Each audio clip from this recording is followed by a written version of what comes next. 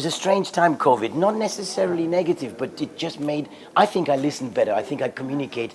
We communicate with our heads. But it's great to be able to go on tour now, really meet the public, and of course it's always fantastic going to Spain because it's they're fantastic concert halls, fantastic public, it's fantastic people, it's fantastic food. You know, it's just a great joy.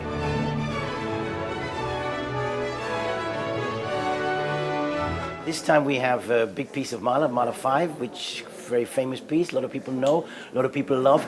We've also got Emmanuel Payus, who is a fantastic soloist, and Swiss, of course. So we're going on tour with French music. So we have a Ibert flute concerto, which is a fun piece to do, a little bit modern, but still a lot of dance and lots of poetry of French romanticism, if you like, and of course, very famous Mozart flute concerto. So we have a little bit of a change of program depending on where we are.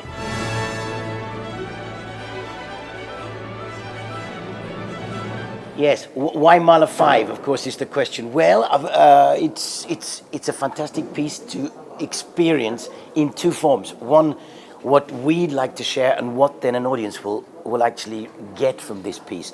It's a piece that, of course, over the years now, I've had played many times, and each time it changes completely. There's always this sort of chiaroscuro, you know, it's this black and white, this sadness, happiness at the same time. So I have a different story maybe than some of the audiences, but we're all free to listen to this fantastic piece as we want.